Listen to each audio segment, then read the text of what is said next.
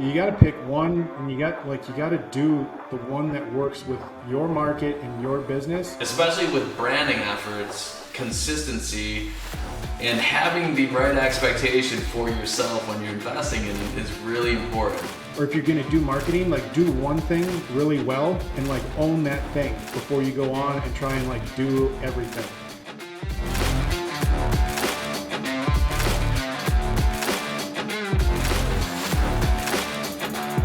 Ladies and gentlemen, welcome back to the Mission Control Podcast. I'm your host, Mike Stearns. This is episode 7 already. Thank you for tuning in. Today we have a very, very special guest, Caleb Oberg of Oberg Roofing out of the great state of Minnesota. Welcome, Caleb.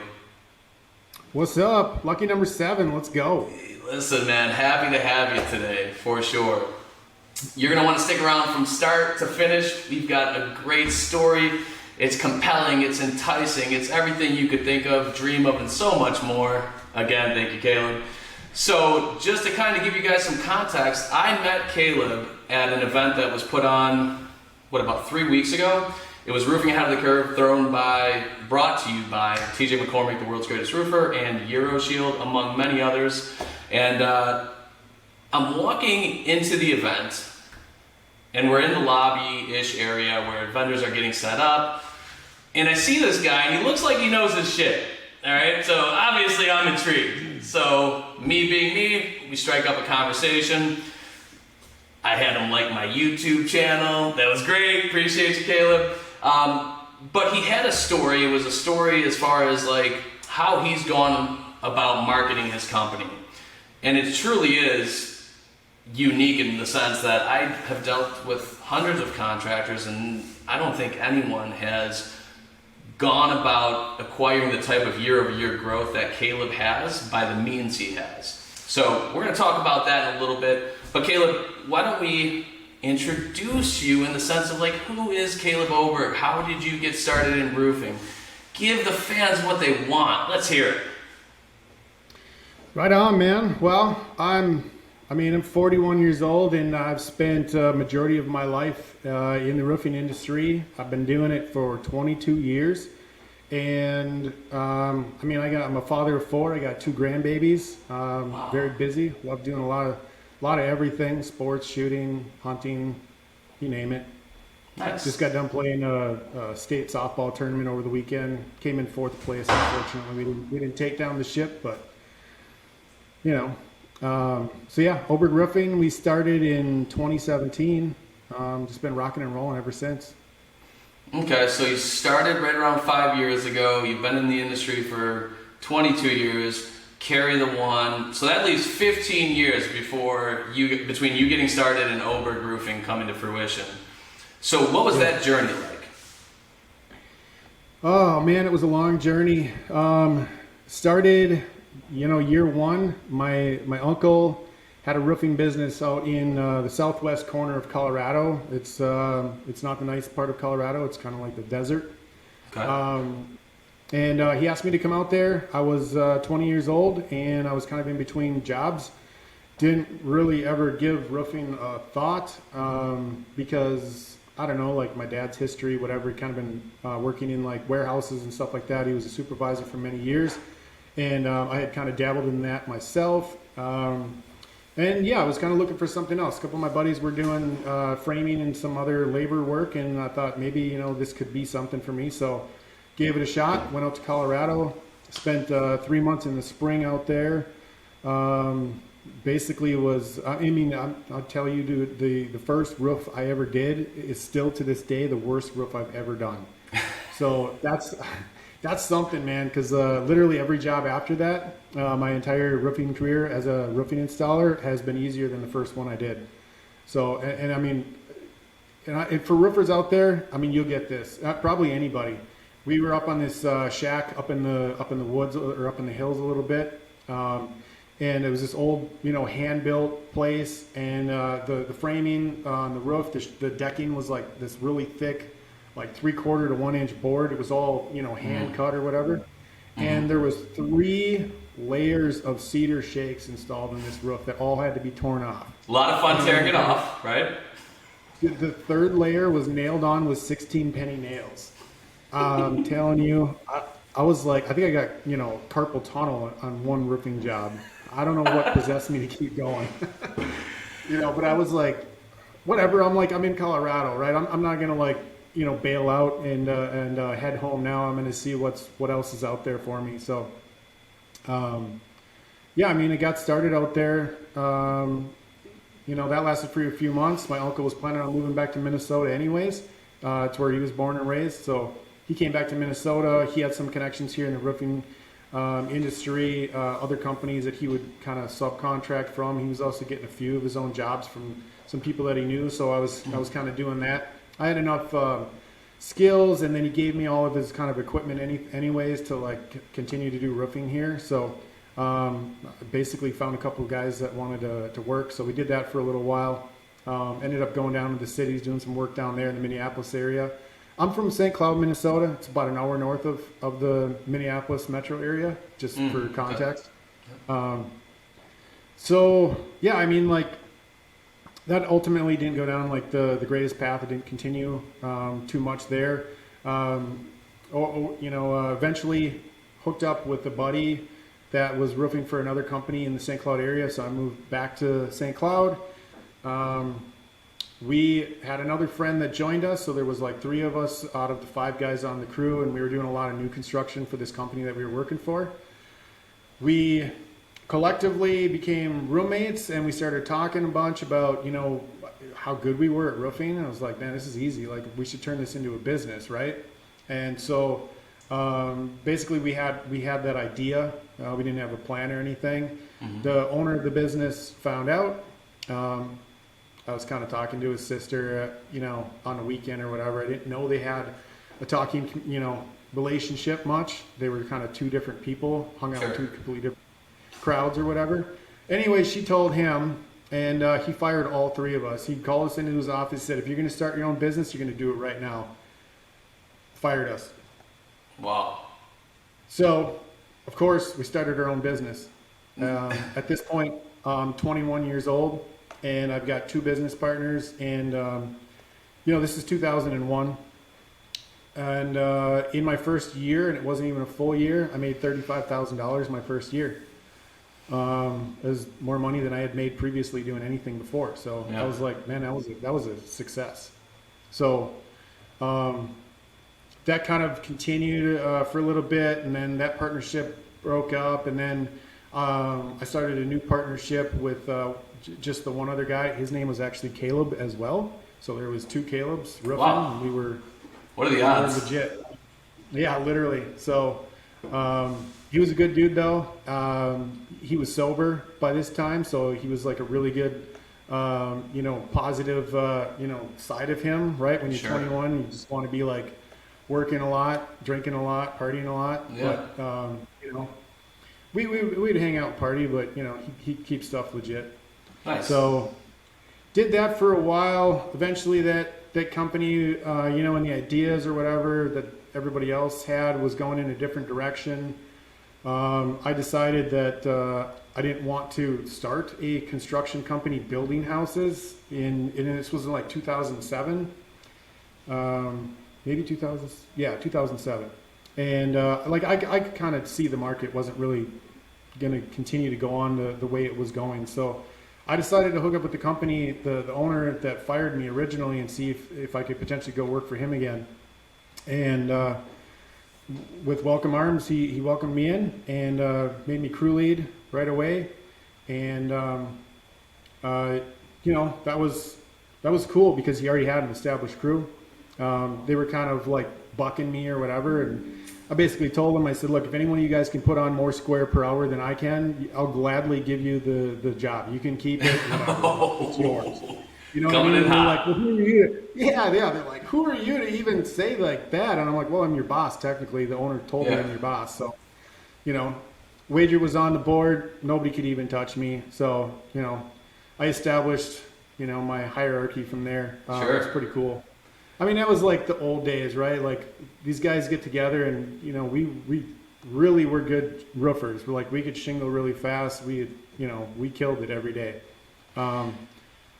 So that went on for a good till the next year, and then the next year I fell 2 stories off of a roof and severely injured my shoulder, broke 3 bones in my lower back, Jesus. and yeah, the employment status was very sketch back then. I wasn't technically an employee. I was basically being paid under the table in cash, and so there was no, work comp. There was no anything. So the owner, in some fashion, decided, hey, I'm just going to give him a company vehicle, and I'm going to create a position in my company for him to be the production manager. I guess I looked at it as just an opportunity. I didn't want to look at it in a bad way. I needed to make money. I needed to support my children that I had. I had twin daughters that I needed to support. So I looked at it as an opportunity to grow and learn more about this industry that I still actually, was really into. I just needed to know more and do more. And I thought it was it's a good opportunity, right? Like, Yeah. my mind was always kind of like looking for the next thing. Was always an overachiever. I wanted to start a business. I wanted to be crew lead. I always wanted to be like at the top of, the level of everything that was in front of me. I mean, yeah, I felt like I kind of got kicked backwards being a production manager rather than like the crew lead. But it's what I could do at the time. So fully embraced that. The owner, I looked to him for some advice on what to do and how to do it. He basically said, look, just figure it out. If anything, you're going to do it better than I do it currently, because he was doing everything else, right? And so he's like, this is your sole job. He's like, you'll probably figure out how to do it better than I did. So I was like, whoa, okay. Nice vote of confidence, right? Yeah. Yeah. Yeah, I mean, it was either that. Either that or he literally just didn't have a clue, like, how to train somebody on what he was doing. Sure. He didn't have the time or whatever. So was doing that for a few months. And then all of a sudden we got the biggest hailstorm ever that hit our market, hit right in our back door. And so we were, the company was working out of the basement of his house right in the town that got completely demolished by hail. Wow. So now, I'm hiring more roofers. I'm trying to find subcontractors. Trying to schedule jobs and work with suppliers, and seeing all these other companies come in from out of town, which was just absolutely insane to me. There was companies coming in from out of state all over the country. It was just crazy. Yeah. So then the leads and the need for like selling or whatever became so much and too overwhelming, and the owner didn't know how to sell or recruit or hire a salesperson. So he said, okay, now you're going to do sales too. And I'm like, with what time? Yeah. I'm already doing all the production, and I'm hiring crews to try and keep up with the sales that you're already getting. Like every one of the neighbors up and down the street, obviously was going with that company, and then it was all over. And so he's like, well, just go knocking on doors and like, put some yard signs down just to let other contractors know that we're going to be doing these jobs. And I'm like, I don't know how to sell. He's like, well, yeah. So, this was like, the entire thing was just like, just figure it out, dude. So you get thrusted into the PM role, baptism by fire. And since that worked out so well, we're going to run that back on the sales side. Yeah. Got it. All right, good. I'm like, okay. So, I didn't even know that insurance was going to be any different from retail, and I didn't even really know what sales was like anyways. All I had really to support what I would say to the customers was I knew what hail damage looked like because I went on a few roofs just to try and establish that as a baseline. And I knew all of the things that went into actually installing a roof and doing it the right way, because I'd been doing that already for like 7 years, right? So sure. I just kind of talked about those things, and I was just trying to be myself. And it was very receptive to everybody, right? So there was a lot of other nuances that happened with storm stuff and all that kind of threw me for a lot of curveballs. Yeah, I think that that situation kind of get thrown in with, I guess, limited practical experience. It allows more authenticity to kind of bleed through, right? Where you're just coming from a place of trying to help you understand what the damage looks like. Like, you may not be an expert in the claims process, let's say from start to finish, but if somebody feels like you're there to help them, and they can forge some sort of relationship with you. I think that, sometimes that can be really, really helpful in the absence, especially of practical knowledge. And some would even argue at some point that you can load up on all the product knowledge and the process of it and really inundate and lose people because of that, right? That's the thing. Yeah, no, it definitely holds true. Like, what is it, like listen more than you speak type of thing, right? Mm-hmm. And I would just go off, and because I had a million stories about everything that I ran into as a roofer. Yeah. So they were just like, man, I don't even have a chimney on my roof. And I'm like, oh, well. But if you did, yeah. And if you ever do in the future, you're welcome. Yeah, that's awesome. So, dude, let's stop for a moment. Let's talk about the fact that, okay, so you fell off a 2-story building, Mm-hmm. shoulder injury, broken back. Like, I feel like we kind of just glossed over that, so we can get back to the rest in a moment, but I definitely want to hone in on that for a second. So, like, what was that like? What were the circumstances surrounding that? Tell us all about it. So, so we were working on this this large retirement building. It was kind of like an apartment for retired people, and we were behind the gun, and there was a guy that I was teamed up with to tear off and dry in and shingle his section, and that guy, for whatever reason, was afraid. It happened to be a 712 pitch roof. We didn't use any safety measures back then. I've always been pretty fearless, and didn't really care. Nobody told me I had to do it. The owner didn't tell me I had to do it, so I wasn't going to do it. So the other guy, unfortunately, didn't have the same no fear attitude. I'm down there on the bottom row, putting on the ice and water shield. We'd already torn off, cleaned up, all that stuff.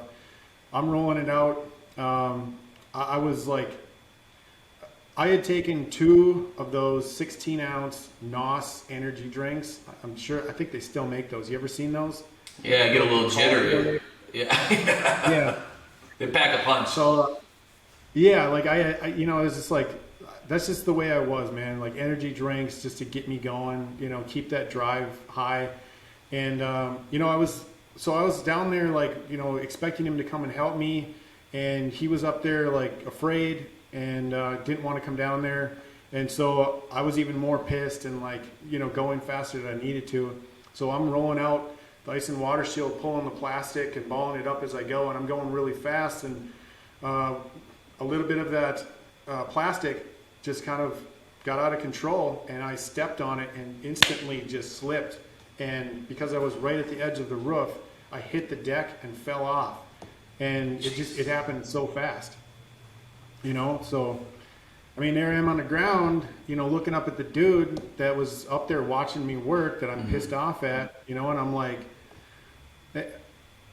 luckily I landed on grass, like lawn or whatever. There was like a divot this deep from my elbow, and it just so happened I always wore my hammer on the back, and I had the hammer loop or whatever, so I think that's the reason why I broke the bones in my lower back.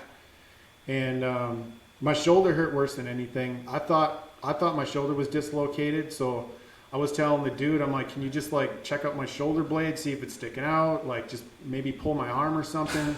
And he's like, dude, he's like, no. He's like, I'm not touching you. Your shoulder blade's not sticking out. You need to go to the hospital. Right. So, I mean, right then and there, everything that's going through my head is like, man, I might be done roofing. Like, I don't even know what I'm going to do anymore. I've spent the last 7 years. It's the longest I've done anything in my life. Right. Working in this industry, 6 or 7 years, right? It was right around there. I mean, I was worried about, providing for my family and all that kind of stuff. I knew that there wasn't any work comp. I knew it was shady. We were getting paid under the table. There was a lot of questions. I mean, there's a whole lot of things that go through somebody's head when you know that there's no real security. You're working an hourly job working for some guy who doesn't have his shit together, and he's not paying you very much money anyways. So Yeah, that had to be incredibly unnerving. so it took me like a month just to be able to raise my arm like this, right? So I didn't even know if I'd ever even be able to roof again. Could have potentially have gone back and had surgery, but the fact that I didn't have health insurance and there was no work comp, I never did. So I mean, yeah, to this day I still feel it. So what was the diagnosis on the shoulder? Was it broken? My shoulder was it was just like torn muscles and potentially some ligaments, but they didn't do like they did like a scan or whatever, but Quick in and out because you didn't have insurance? well, I spent the night in the hospital. I mean, all in all, I think all the medical expenses was right around $3,500 back then, so it wasn't crazy. I just knew that I couldn't afford to go back to the hospital or the clinic to get some additional work done. So I just basically dealt with it. You know, I wore a sling around for about a month or two, and That's tough. yeah. So after the rehab, you're back into it, able to get somewhat close to full range of motion? Yeah, no, I'm good now. I mean, like I said, I still play sports. I'm still very active. Yeah. Go hunting a lot. I mean, I just deal with the pain, you know. Sure. I go to the chiropractor quite regularly. I get massages all the time. So Gotcha. So, yeah, sorry I digressed there, but I felt like that definitely warranted having a quick conversation and elaborating a bit. So, you're still running as the PM of the company, and this is year what? At this moment that you're the kind of the project manager. first year, I only did it for like 1 year, Okay. basically, at that company. I'd never done anything like that before. Yeah. And then you're asked to kind of move into sales. You've got your authentic self out selling people during this wicked storm with tons of competitors fleeing to the scene from out of town, outside of your state, right? Yeah, I think I should say too that, you know, in the business that I had before with my partners, just to be clear, we only did subcontracting and a majority of it was new construction. Okay. So there was major new construction boom. There was almost no sales that we did on our own. We had taken on a few jobs that were just kind of given to us, but there was no sales involved. And because I had two other partners, I wasn't even the person that like did that interaction or did that selling. So I still had no knowledge of any of that. It was just me. It was always just show up, you know, recruiting, training, shingling, tear off, all that kind of stuff. Yeah, that makes sense. Awesome. I was like, there was three partners, and I think it was like a 40-30-30 split. So Okay. Gotcha. I was on the 30 end of it. Yeah, I was on the third. Got it. So, in this new position that, you know, PM involved in the sales, now you're wearing both hats. How long did that last? It lasted it until the following year. There was some changes that the owner wanted to make through some roofing business in a box thing that he did, and he was looking at what their recommendation was to pay me, and so then my pay would have been dramatically less by like, I think it was around $10,000 in that year than the previous year. Jeez. And it just wasn't going to sit well with me. I had actually sold a job on my own for like an HOA for $585,000, and even with the $8,000 bonus that I was getting for that job in that following year, because that's when we produced it, Yeah. I was still making $10,000 less than I did the previous year. And so that just didn't sit well with me. And I was also having relationship issues, and man, I mean, things went sideways fast. So there was some big issues between me and the owner. He was also actively trying to sell his business, and he was taking me along with all these meetings and stuff like that. And you know, everybody in the community thought I was co-owner of the business, and I wasn't. And so I felt very disrespected in many ways, that I was never even an option to bring me to the table as ownership, as much as I had done to build this company. And it left a really bad taste in my mouth. And so between my own personal actions that were taken in the kind of dark hole I was going down, and my disagreements with the owner, I quit and he fired me about at the same time. Literally, like, I couldn't say I quit fast enough. He said I was fired. And I was like, oh, if you want to pay me unemployment, we can leave the firing thing, stick or whatever. Interesting. So officially, did you quit, or did he pull back on the firing thing so he didn't have to pay you unemployment just for inquiring minds? Officially, we left on the fact that he fired me. And when it came time to get unemployment, I was denied, and then I appealed, and it was denied.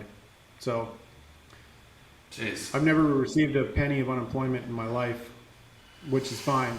I Sure. work for everything that I get. So yeah, absolutely. So, and at that time, did you have a contingency plan in place? Was it still 2 kids at the time? Yep. So you got 2 Yep, kids. Yep. Yeah, No 2 longer kids, no employed. contingency plan. Yeah, I had to take some time off. That was my only contingency, is trying to assess, what I was going to do next, where I was going to go, see if I was going to stay in the industry or not. And I actually went a different direction altogether, kind of. I was still in construction, but a friend of mine had gone on to work in the tower industry. So he was working for a company that was building towers. Some of them were the guide wire towers that went straight up, and other ones were self-supporters for the state of Minnesota. We also did a bunch of other like antenna and like cellular site installs, and pretty much did everything. So did that for a while. It was going really, really good. I became crew lead within about 8 months. I got to have my own crew to build my own site for a 330-foot self-supporting tower for the state of Minnesota. It was a really cool industry to be in. I was in the best shape of my life. At this point, I was 29. This was in 2009. So did it for a year and a half, and ended up getting fired again. So yeah, it was a toxic industry as far as the people that worked in it, and you traveled a lot. And the other guys in the company that saw me kind of like get to that point so fast didn't agree with it, and there was a lot of back talking behind my back about whether or not I should be getting paid what I'm getting paid, and whether or not I should be getting my own sites for this for building those towers. They were all prevailing wage, and I'd been on several crews building several of those towers because I was a favorite at the time amongst all the crew leads. So Sure. but whatever, they disagreed with it, and something happened on a site that my crew up on the tower didn't secure some stuff properly. Some of the equipment fell, damaged the fence. They also said that I was at a bar when I wasn't, because we use company vehicles. So ultimately, I got fired. Said, well, whatever, your loss. Then I had to reassess again. Took some time off, and then I started a different business with a partner. Funny story as it may be, with the same guy that was on the roof that was watching me fall off the roof. I ended up starting a business with him. Plot twist. Several years. So yeah, but he was a good roofer. Actually, he ended up being a really good roofer. He had some of his own demons, but we figured, I was like, whatever, man, I got one guy that wants to roof with me. I think I can start a business with this. But I was like, this time, I'm going to become a licensed general contractor, and I'm going to do marketing and sales, and I'm going to do all of our own work. And I'm going to try to work out a way to do less subcontracting, and I'm going to do branding and all this stuff. And that was the plan at the time. Struggled with that for about 5 years. Ended up separating from that partnership within about a year in. I think we got through one season, and then that guy's demons caught up with him again, and we had to separate, go our separate paths. And eventually there was too many issues with that business name I was operating under, with him trying to still operate under it. And there was a customer of his that alleged we stole a cell phone from him, and jeez. I was like, man, I don't even know what you're talking about. So eventually I had to change that business name. And then right about that time period, my current business partner had approached me, and I knew him from playing softball. It's something I've been doing since I was like 17 years old. And he was a salesman for another company, and he was having some conflicts with working with them, and the work wasn't steady, and he was looking for somebody else that he could go do sales for. So ultimately he's like, well, look, you need a new business name. And I was like, yep. He's like, well, if you get a new business name and we start to figure this out, he's like, I'd love to come sell for you. And that's when Oberg Roofing started in 2017. We were talking about it in 2016. January 1, 2017, Oberg Roofing and Remodeling was a brand new business, and I had a whole new vision for everything that was going to happen from that day forward. Man, that's awesome. That's you took the scenic route, it builds character, folks, right? I think it's important to note, no matter how great of ideas we have and the way that things are going to play out in our minds, there's always that underlying potential that shit will get burnt to the ground, right? Things will happen, life will happen, they'll throw curveballs at you, and you're going to feel really shitty about those things. But it's really important to be able to persevere, to be able to cope, and to be able to keep pushing. A lot of boxing coaches will say, bite down on your mouth guard and keep moving forward, as those blows are getting thrown at you, and pick your spot, fire back, right? I mean, that's exactly what you did, right? And I applaud you for that. Yeah, I wanted to learn, right? Wanted to learn from everything. I've always been cognizant of learning from any mistakes that I made, and other people's mistakes are actually more valuable to me than learning from my own. So started to pick up that kind of trait, right? To see what other people were messing up. Sure. So I'd make less mistakes of my own. Yeah, no, that's really important, because it's great to know what to do, but it's also important to know what not to do. So, life lessons with Caleb here at the Mission Control Podcast. Love it. So, all right, so now Caleb Oberg starts Oberg Roofing with your business partner. Now business partner? Was he business partner at the time? Now business partner. He was a 1099 salesman for me at the time. Love it. I took him on as a partner in 2020. So what was the I guess the swing vote to finally say, you know what, I'm not going to do what my old boss did, to where I resented him because I'd done so much for the company? What was his contribution that made it make sense to say, you know what, I want you to be a part of this thing for the long haul. I want you to be vested part of it. It was a lot of things with having him to be fully invested in what I wanted to do was to let him know that I was gonna go full on in with a marketing plan to make sure that he didn't have to go out knocking doors every day. I knew that's something that we had to do at the beginning because literally we were starting brand new. And so he was totally on board with that. He's like, dude, I'll go knock doors. He's like, my goal is just to keep you and your crew booked out the whole summer. And so he had that, ingrained in him. He's like, I can't let Caleb down. I got to make sure these guys are busy. I got to make sure we're selling roofs.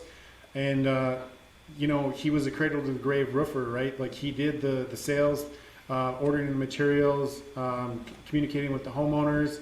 I think even pulling permits and ordering dumpsters. And I got to show up and roof the jobs, schedule my crews, pay the payroll, pay Chad his commissions, and keep all the finance together. I was doing all the marketing stuff to try and infuse some of that and brand building and man, I worked a lot of 14-hour days just trying to figure out, how to put this whole thing together, the right way, and a lot of that too was just making sure everybody was paid every Friday. It was a luxury I almost never had in this industry, was making sure I had a good paycheck every Friday. So I was always the last one to get paid, man, but that's just the way it is. Yeah, that makes a lot of sense. So you mean you weren't an overnight success, like the haters will say? No, man. Our first year sales, we actually did like $330,000 in sales. So I thought that was huge. Yeah. That was all our own. So you said that your partner's name's Chad? Yep. Where would, without having Chad in the early stages and now especially, where do you think Oberg Roofing would be? Do you think you'd be anywhere close to where you are today?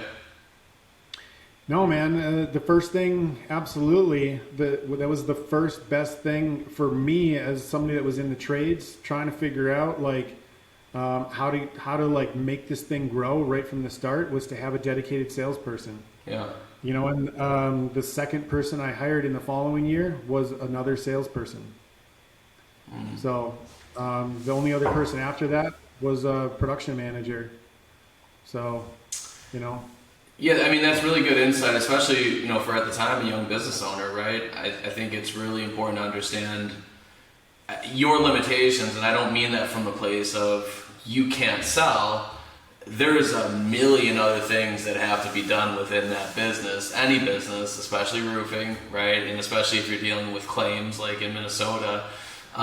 There's so much that has to be done within that back-end administrative follow-up to where, one person, you just can't do it all, right? You'll be destined to burn out in no time. So I think it's really important, for anyone out there who's in the midst of that dogfight or is going to be starting a business, especially within roofing in the near future, be mindful of that. Be very mindful as far as what your capacity is, what you will and won't be able to do, and what you want to delegate, and finding the right people to delegate to. It's easy for me to sit here in a room with Caleb and talk about how he did it, and it sounds a lot easier than it's going to be. You're going to break some eggs and make that omelet, as I like to say. But those are really important fundamental aspects of running a successful business. So job well done. That's awesome. That is huge. No lie, man. I do still enjoy, or I did enjoy sales for a long time. I just knew it wasn't my strong suit. I had like one semi-formal sales training ever, and it was like this. It was part of that roof in a box thing that the previous company I worked for did. There was this $1 million sales training or something like that. We flew somewhere and did like a 2-day class, but yeah, I don't know. I'm not a salesman, man. I'm just me, right? And I knew roofing. That's all. So I knew that's not something I was passionate about.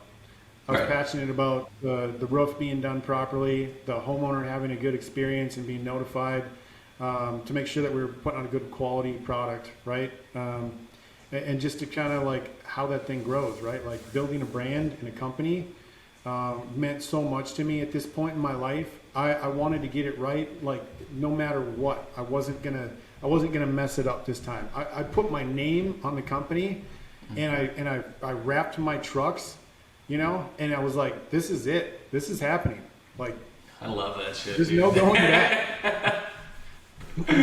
So, let's talk about that, man. So you're all in. You have that.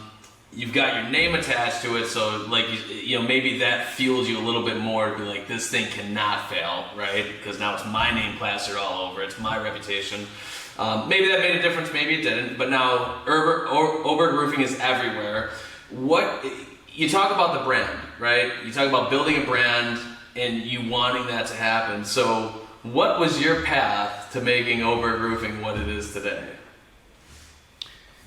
The path, so it started out a little wonky, right? Like Home Advisor and Angie's List and Thumbtack were out there. I think Yellow Book was doing some stuff. I tried a few things. All of them were absolute trash.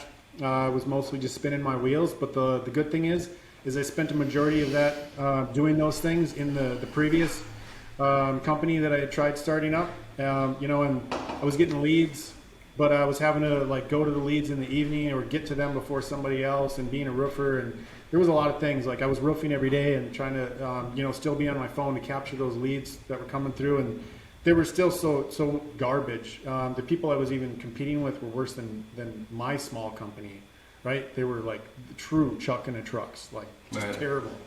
So I didn't know how to I didn't know how to differentiate myself at the time, nor did I have the funds to do so. So, you know, when starting Oberg Roofing, the first year was trying to figure out Google and Facebook. So I spent a lot of time just trying to figure out those things and see, you know, what was working and what wasn't. And so I took those things on by myself. I don't know. I love like the technology and the, you know, getting in there and just getting my hands dirty and like trying to figure it out on my own. Yeah. And I felt like it could have lended to my experience going forward, just to be able to know like what to look for if I were to hire somebody in the future to do it. So Of course. started doing those things. It was actually working.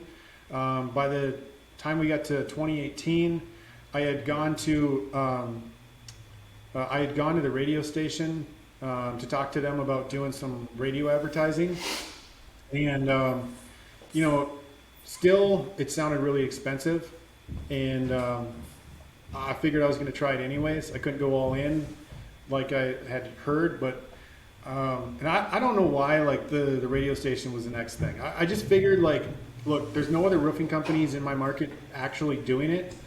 And I think when they do it, it's very, very short-lived, and they're just trying to say some kind of message or do some kind of a special, but I don't think that they were doing it very well. They didn't have a jingle. They didn't, it wasn't like constant, you know, like all year long or whatever, or all season long for Minnesota. And Sure. so I just looked at it as a space that I could like get into. And I did hear something from somebody that said, like, you know, if you're going to do something in as far as marketing goes, or if you're going to do marketing, like do one thing really well and like own that thing before you go on and try and like do everything. So I can't remember the book. I think it's called The One Thing or whatever, where they talk about, you know, not doing like, not trying to be really good at everything, but like really doing one thing really well. So that was radio for me. And after like dabbling with it a little bit in my first year, I did see some upticks on the day that I was doing it in my Google Analytics. Because what I did do is I sent all the traffic to my website. So and I found a really good partner for a website. So the website that I got, the company that built it focused on roofing companies, and so I felt like partnering with somebody that spoke my language really benefited to actually building a quality website that was going to benefit me as a roofing contractor. So we had a form on the website. I sent everybody to my website. That form captured all those leads, and I sent all those leads to my sales team. So now we had like we started to get a funnel, right? And once I found out that the marriage between those two things, like the radio and the website, was so kick-ass, I started seeing the Google organic search go up, so much so that Oberg Roofing has, since we started doing radio, been our most searched and found or whatever keyword than anything ever is Oberg or Oberg Roofing. That's Branding, always baby, been- huh? Yeah, so like our organic is crazy, just because of the radio, right? So in between those seasons, then I got invited from the radio place that I was advertising with to go to this conference. It was called Brands Formation. And there was a speaker that was speaking that actually wrote a book, and it was all about like building a brand and like telling a story in building a brand. And when I was at that, is where I came up with the phrase that we still use to this day is your friend in the roofing business. So I don't know if you've ever heard of any other companies or businesses in general using that, but I had kind of heard it before. So I had to ask if I could use that, and I got the all clear, all good. And so what I tried to do in telling that story was that we're not a typical roofing contractor that you need to be afraid to hire to come and do your job. You know, we are your friend in the roofing business because we're going to do what we say what we're going to do, and we're going to give you the product that we say we're going to, and we're going to do good work. We're not going to, we're not going to do any shady stuff, right? It was like trying to build that storyline of like, look, you can trust us. Sure. There's too many bad companies out there, and there still was, at that time, that really just needed to get weeded out. That would steal people's money. They wouldn't pull permits. They wouldn't do good installs. We were constantly getting repair calls from other companies and in the terrible work that they did. And so that's really like the story and the branding that I wanted to build. Is like, we're your friend in the roofing business. Let's go. Yeah, that's amazing. I'm really glad that we didn't meet back then, because I would have told you a year or two you're crazy for investing all your money in a radio. And I mean, I guess you wouldn't have known what would have happened had you done it, but that definitely would have Oberg Roofing would have taken a different path. So I'm glad that we got to meet when we did, and that you were wildly successful. And it's super intriguing to me, because that's not. If you put a post out or you talk to 500 roofing companies that have done radio, and you talk about their experience, I think the overwhelming majority will say they've had an unfavorable experience. Now, you had hit on a couple different things that I think are really important. You mentioned a jingle, and you mentioned consistency. Mm-hmm. So, especially with branding efforts, consistency and having the right expectation for yourself when you're investing in it is really important, because far too often do people, and goes to as far as any business, they invest in something that's branding related, not acquisition driven, right? Where the end goal is to build your brand, but they pay for it for a couple months, and they get real finicky if it's not working right away. That's not how branding works, right? Like you said, right. You're trying to build that trust and that authority in your market. And the same person might hear you 19 times, 37 times before they decide to call you, because they may not have a need right then and there, and that's fine. But when you're cultivating the growth of your brand and the authority that it has as it's perceived by your target market, it takes time, and you can't abandon it early. You have to stick with it. Caleb, can you sing your jingle for us? Would you do it? Will you sing your jingle? You got a friend in the roofing business at Oberg Roofing and Remodeling. Oberg. Bam! There you have it, folks. Dude, so where did you come up with the jingle? I hired a company to do it, and we went through a process of trying to figure out something that I would actually enjoy listening to over a long journey of time. So they're like, well, what kind of music do you listen to? Like, what do you want to be in what do you want to have in the jingle? Like, what do you want to say, right? And so, I like rock and roll, and I like old rock, new rock, kind of southern rock, all that kind of stuff. So they're like, how about Leonard Skinner and Kid Rock mix? And I was like, that sounds awesome. Like, so that's what it is, And because of what it is, like, it can play on any station. Like, I think the second radio station that we started branding on, like that we went full on with a schedule with, was a country radio station. Nice. And there's a science to that too, with like the right station with the right clientele that you're trying to market to.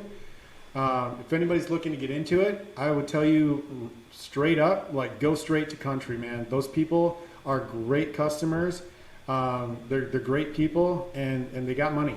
So they don't spend it all on beer and trucks. I guarantee it.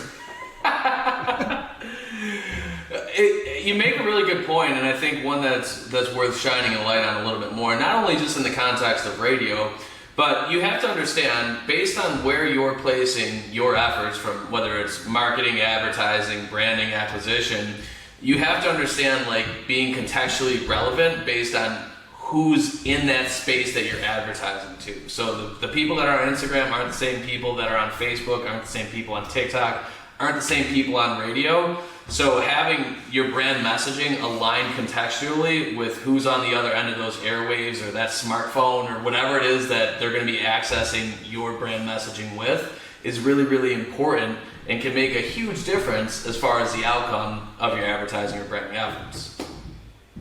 Yeah, absolutely, man. I mean, like everything was going so crazy, even back in like 2018, 2019, right? Like my still thought process was at one point, like, do I need a website? Like everybody's on social media, but I'm like, well, it's not everybody or whatever. So then, you know, it's like, well, we should probably get a website. And then it was like thinking about radio going, well, I mean, like I stream, I do Pandora, like I don't listen to the radio all the time. You know, how many people are actually listening to the radio these days? And I was like, you know what, like no lie, there's like a lot of people still listen to the radio, like especially, you know, like you think about fleet vehicles, those people don't have Bluetooth, right? So they're having to listen to the radio all the time. Those are working class people, those are my customers, right? Mm-hmm. So like there were so many things that I checked the boxes and I was like, this actually I think is really going to work. And I mean, not gonna lie, the radio advertising doesn't cost as much at St. Cloud as it does in like the St. Paul, Minneapolis area, right? Yeah. So it still is affordable, and I mean I know that like you can get a roof sold for like way more than you can down in the St. Paul, Minneapolis area than you can in the St. Cloud area, but I'm not even sure like that it would even be affordable to do, or as affordable in the early time as I was in my business to do the radio advertising. So is St. Cloud, part of my ignorance, is St. Cloud a little bit more rural? Well, the St. Cloud is a collection of cities. It's right around like 6 or 7 cities. They're all clumped together. Okay. Collectively, I think that the population, the inner city population within that area is probably right around 300,000 people. Okay. And then a lot of rural, you know, and towns that spread out from there right around like 10, 15, 20, 30 miles away. There's a lot of smaller towns around the St. Cloud area. So gotcha. Not a huge market, but I mean, radio is still a big deal. Here's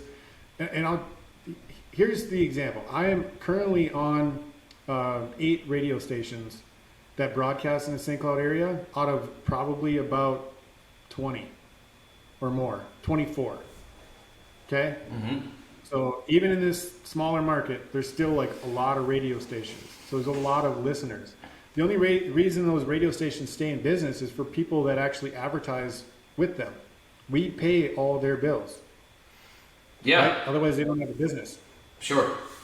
So I would, and this is strictly a hypothesis, there's no fact-based reasoning associated with this, but my hypothesis would be the closer you are within like a metropolitan or city setting, the less likely people would be to tune into radio. And do you think I'd be way off base in saying that? Totally. Oh, let me hear it. Dude, it doesn't matter. Like, I don't know. Maybe I haven't looked at like every market across the United States and how it is, but there's radio stations are not going out of business. Okay, you can do the research on that alone. Radio stations are not going out of business, and it's because radio is not dead. It is a really good place to advertise your business.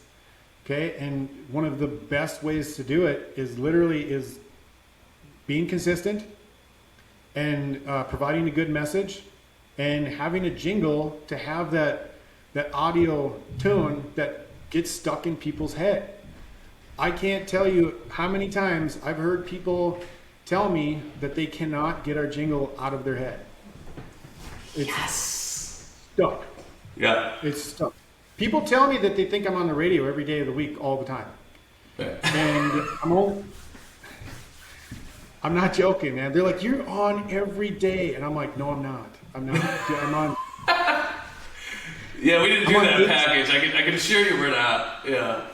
Yeah, I'm on 8 stations, 3 days of the week, the same days of the week on every single radio station, the same amount of times every single day on every single radio station. So the consistency is down. So there's 2 days out of the week, the weekday, that I don't even do any radio advertising on, and I don't do it on the weekends either. Why? Because the other days work. I don't know why try and go outside of something that I know already works so well. And I think on the weekends is when people spend a lot of time together with their families, and they don't have that commute time or that time to themselves to even be that cognizant of the radio ads that are on. Sure. Right. So, if they're traveling, they might have, their kids might have tablets on, or they're listening to kids music, or they're staring at the passenger staring at their phone anyways, and they're doing the social media, or maybe they're listening to a podcast or whatever. And then, maybe Mission Control podcast. Yeah. They're not listening. And maybe mom or dad is listening to their Pandora, or they're listening to a game, whether it's football, college football, or basketball. There's a lot of sports that are being played on the weekends, whether it's college or professional. Sure. So it just takes away from more of the opportunities for listeners, I think, on the weekends. So as far as and that's a really good point. I think those are really good intuitions to have, and they make a lot of sense. As far as the weekdays, have you always deployed on the same 3 days, on the same 3 times? Have you kind of tested out different time slots to understand what difference this has made? Have you A/B tested? Were you doing radio before the jingle and after? These are all the things that get me super excited. Yeah, absolutely. Year 1, no jingle. We tested a few different days of the week just to see, the traction. Mostly it had to do with tracking it on our Google and our website leads, because there's no other way to track radio. So I knew that the only way I could do it, there's 2 ways, right? So you can offer up a phone number that you can have tracked that's specifically for radio, right? But I'm like, well, who's going